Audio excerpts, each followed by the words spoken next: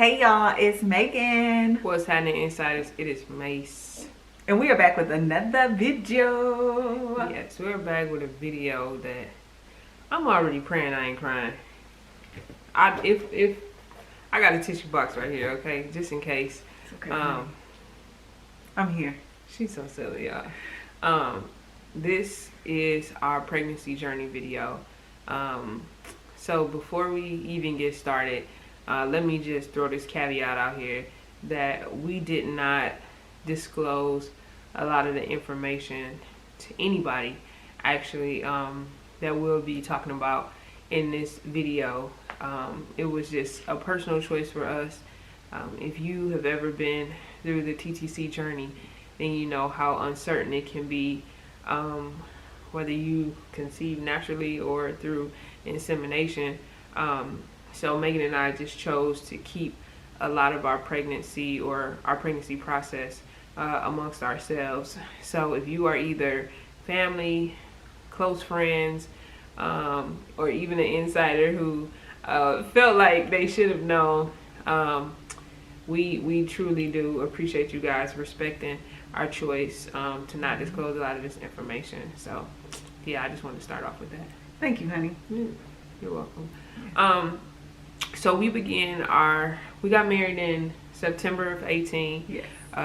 We took a little bit of time for ourselves, just a little bit of time, a few months, and then we decided that we wanted to embark on a pregnancy journey. So February of 2019, we decided that we wanted to get started. We met with our initial OB, who was great. Yes. And we absolutely loved her. And as we've said in previous videos, our first meeting we talked about our pregnancy desires, and she gave us two things to do. She told us to get the HSG test that we talked about before, and also a genetic test.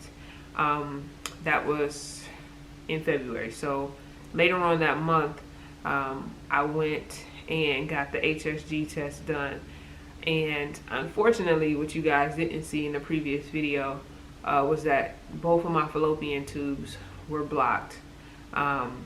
They were able to unblock one with just pushing the dye through, but the other one did not come unblocked.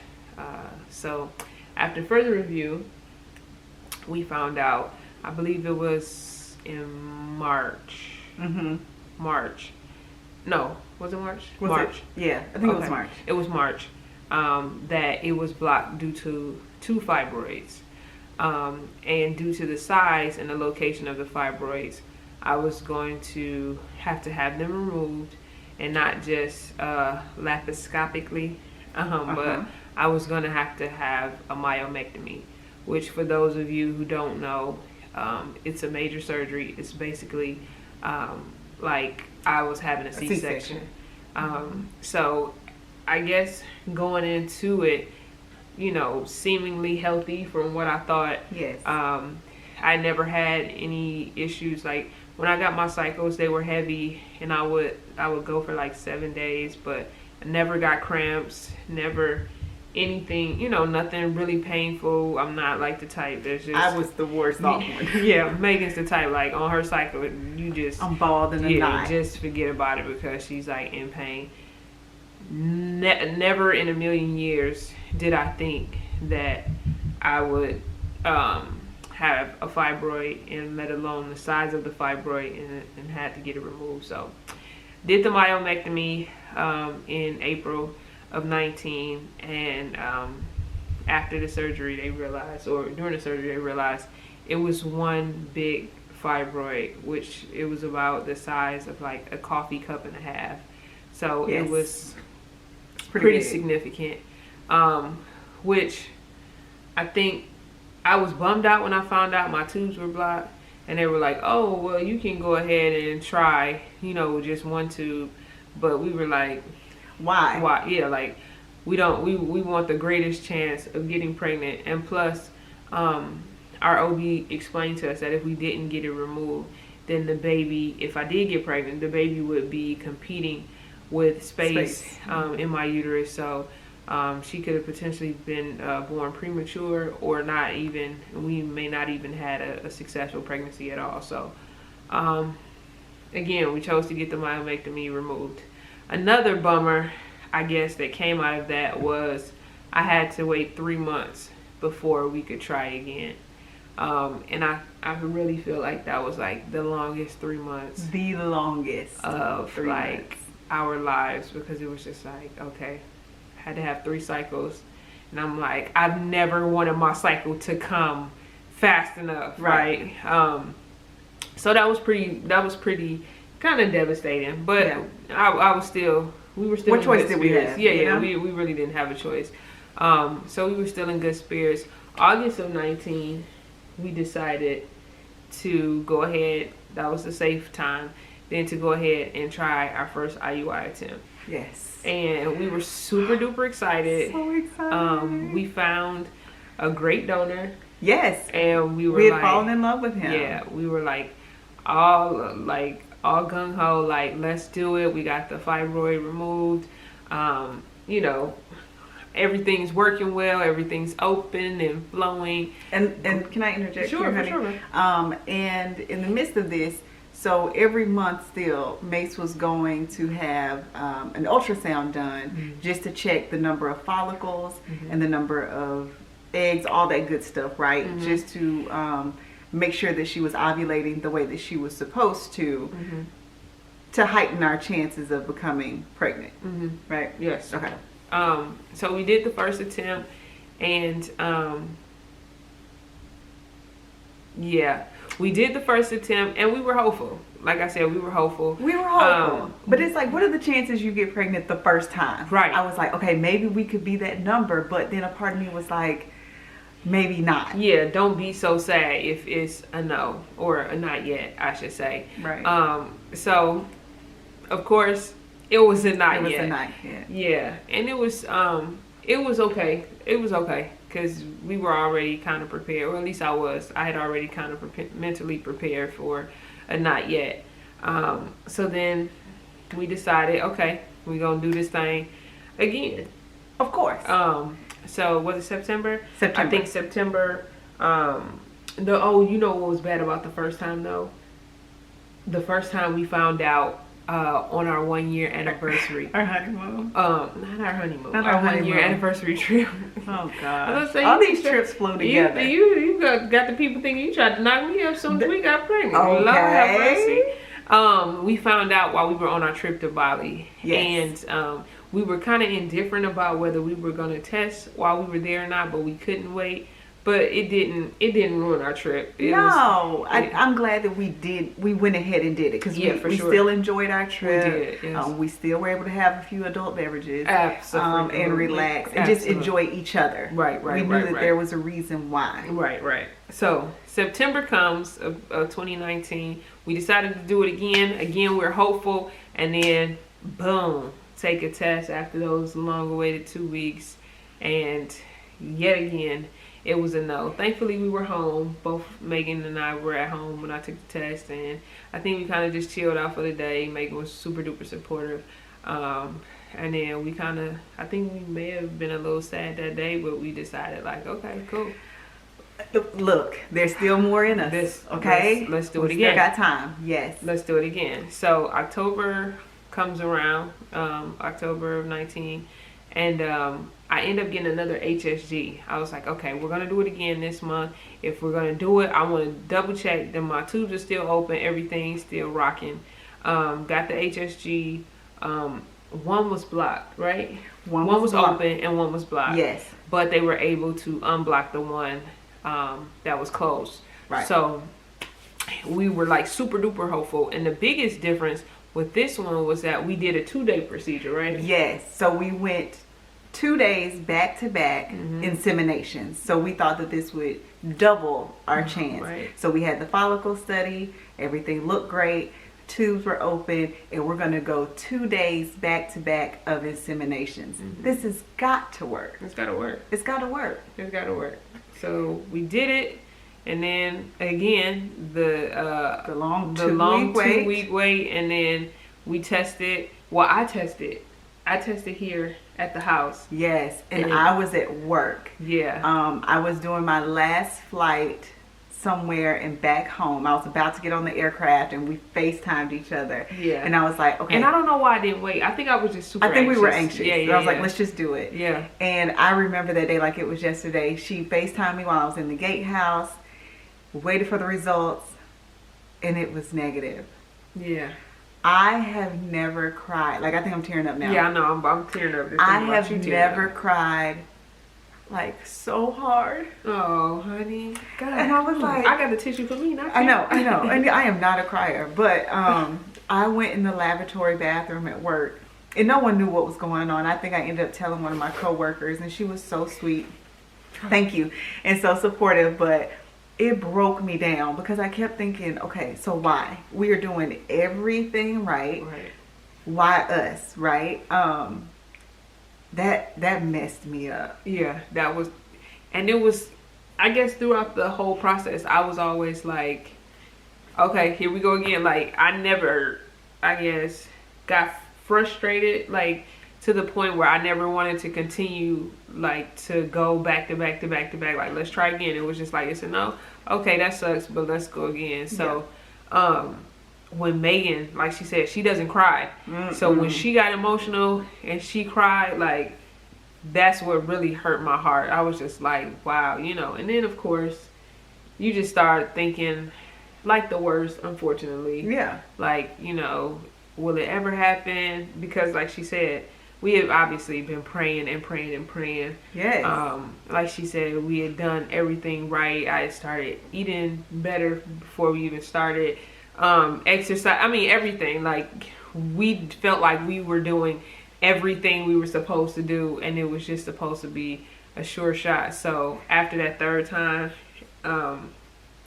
it was like, and let me say, these 3 times I was the one watching Mase go through this, like what she was having to put her body through each time, the medications she was having to take, which we changed up each time to see if that would make a difference.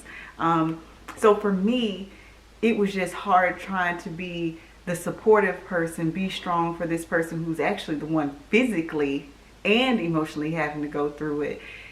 It was hard for me. It was really, really hard just to see her have to go through that and the sacrifice that she was making, and the procedures themselves, which were they? I mean, some of them were not the most comfortable. They were not. That HSGs, I mean, because my tubes were blocked, those HSGs that I received were quite painful. And then the actual insemination was painful. And then even like the medications I was on Clomid for the first 3 rounds. And like just the way they enlarge like your ovaries, and I mean, it was just really uncomfortable. And mind you, I'm still working. Right, I was like, still going to work, still being social. Yeah, like nobody knew what we were going through, and it was tough. It was tough. It's really taxing. And financially, it just begins to be okay. How many more times is financially you need sperm each time, right? You have to pay for the insemination each time. Yeah, we talked about that on the we did on the baby daddy video where each vial was like $900 and something bucks, like, and then so that's, think about it, 4 times, right? Because we did the 2-day procedure after we did the first 2 attempts, and then you also have to pay your doctor, because again, this is not covered. Thankfully, our doctor didn't charge very much. I think it was like, was it $350? $350, I think. Which is a steal. It is. For IUI, but then also you have to consider shipping of the sperm. Trigger shots were like $100 by themselves. Thankfully, I have great insurance, so a lot of my prescriptions were covered. At least some of it. So I think like the Clomid I was taking was like $30, and then the progesterone was not covered. But thankfully, it wasn't too expensive. So, I mean, this is every single attempt. Yeah. Your ultrasounds. Oh, yeah, ultrasounds. Every single attempt. Yeah. I mean, and those were not, those transvaginal ultrasounds. Uncomfortable. Whew. So, So yeah, so after we got that no, and I think we went through just a little small period of, you know, why us, I was just like, come on, let's do it again. Like, I just felt like we had to keep going. Right. You know what I mean? But before we kept going, we wanted to just take a break to kind of like mentally, physically kind of regroup. So we had decided after that attempt in October that we would take off November and December. And I guess I was at a point too where I was just like, let's keep going, but now let's just try IVF. Yes. Because I felt like we had already done 3 attempts of IUI, and the more attempts you do, yeah, after 3 they say like the chances go down. So I'm like, why are we investing money in doing IUIs that obviously haven't been successful? Like, we're gonna have to bite this bullet and do IVF. And if you know anything about IVF, it's really, really expensive, like 30-40 racks. Yes. So, and that's the procedure, medications, all that stuff. It's very expensive. So I mean, but I was like, I'm willing to make the sacrifice, and ultimately we decided to do some research. Yeah. So we spent all of December going to different IVF specialists. Yeah, so we went to Shady Grove and met with Dr. Keith. We went to Meg Mase, which was recommended to us by our OBGYN. And then ACRM. ACRM, yes. And Megan, because she does so much research, actually found a doctor we ended up going with, and I guess reaching out, making an appointment for me. And I met with her for the first time, I want to say, was it December? It was late December. And we talked about our goals, what we wanted to do, and she was all for it. And one thing, just to go back real quick, we really liked all of the IVF places we went to. Some more than others. One we felt like pushed IVF on us and didn't really encourage IUI. The other, they didn't have the same technologies as like the other 2. But they were cheaper. But they were definitely much cheaper. And then the last one, we absolutely loved the doctor there. And she was actually the one that encouraged us to do IUI one more time. So we were like encouraged, and we are so happy we did that. So happy that Megan found the doctor that we ultimately ended up going with, who specializes in IUIs. Yes. She's actually a reproductive endocrinologist. So we saw her, like I said, in December. Then January, we were gearing up to go ahead and do our 4th IUI. And then what happened, Meg? Dun, dun, dun. You had to have a hysteroscopy done, which found a polyp. Great. Of course. This doctor suggested that we do the preliminary lab work, have that procedure done just to check the uterus and the cervix to make sure she was clear for pregnancy. The polyp was there. I think it was obstructing a tube. Yeah, it was obstructing a tube. So we scheduled that procedure. In our minds, we thought, you've done so much already. This has got to be fairly easy. It's in office, same day, won't be any issues. We schedule it. We go in for the procedure. Whoa. Listen, y'all, that probably hurt more than the HSG, the transvaginal, not the myomectomy, but the other inseminations, any other procedure that I had up until that point.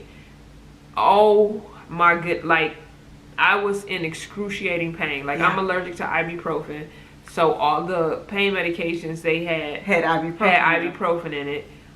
So I basically had nothing, and I'm telling you, I left with my shoes.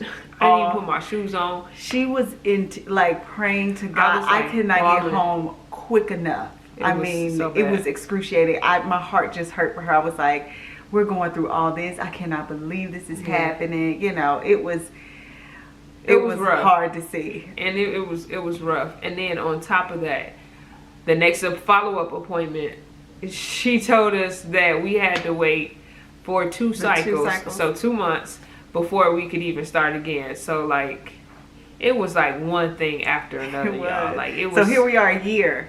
We're a Okay. year now into this journey. Oh yeah, over a year. Over a year. Yeah, because that was April. Well, when we could try. So finally, the 2 months passed, and then I'm sorry, yes, that was a year. So the 2 months passed. So here comes April. Yes. I've had the 2 successful cycles. Everything was still jabbing well. She switched up your medications for this. Yes. So we met with her. She said instead of Clomid, I'm going to give you letrozole, which acts as the same way. Is that to release? No, it's for it helps the follicles grow. Stimulate the follicles. Thank you. Yeah. Oh Lord have mercy. Oh child, pregnancy brain. So it stimulates the follicles, and my body, it responded well to Clomid too, but it really responded obviously better to the letrozole. Yeah, better to the letrozole. And then I had to do shots this go round. Now when I did the other 2 IUIs, I didn't do the other 3. I didn't do any injections like in my stomach, but this one I did gyno-F. Injections for 3 days, and then had to go in for a transvaginal to look at the follicles. They were good, and that next day I did the trigger shot. Yes, and I remember that trigger shot. We were volunteering at Meals on Wheels. Yes. And we had to go into the bathroom for a little bit, do the trigger shot. I was like, okay, God, this is a good sign. We're giving back. Yes.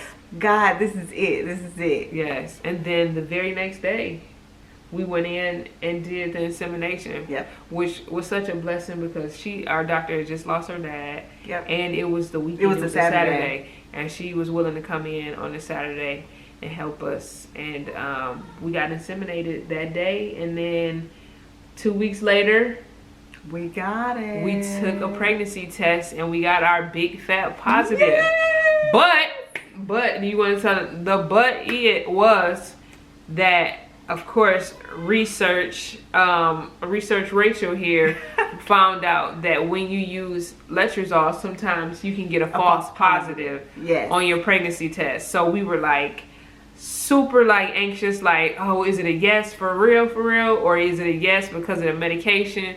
We didn't know. So of course the doctor followed up with a blood test, and that had to be sometime in May. It was in May, and boom, she confirmed.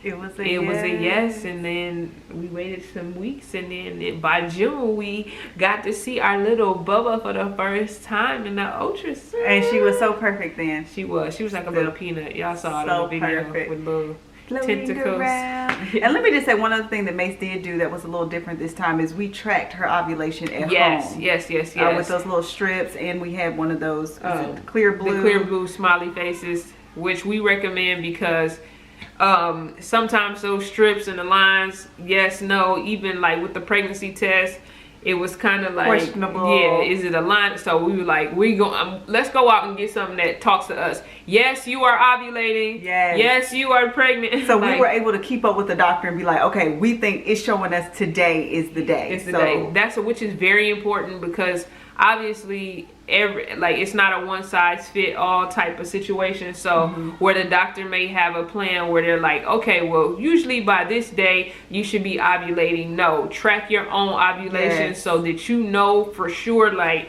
because when it's go time, it's go time. Like, advocate for yourself. Absolutely. And you can miss that window of opportunity just because you're following the model of what the doctor gave you because it's so cookie cutter. So that's a little tip. Yeah, that's some advice I would definitely add. Absolutely. So yeah, man, that's our story. It has taken us a long time to get here. I know it's not as long as some people. Yes, we do know that. We're thankful for, in hindsight. Yes, we are thankful. Even then we were thankful because we knew at some point one day we would get our yes. So for everybody who's on this TTC journey, please hang in there, stay strong, cry when you need to cry, get frustrated. Yeah, when you need to get frustrated, like, know that you are not in this alone. Like, there's so many women out there who are going through this. So We are praying for you guys. Yes, we are. And